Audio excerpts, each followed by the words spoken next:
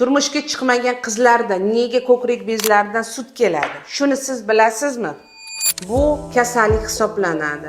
Buning asosiy sababi uyquning buzilishi, bosh miyada olingan travmalar yoki stressli depressiyalar, ortiqcha tana vaznining ortib ketishi, uyqusizlik hammasi prolaktin gormonining oshishiga sabab bo'ladi. Prolaktin gormoni esa bosh miyadan gipofizning oldingi bezni ajrala boshlaydi.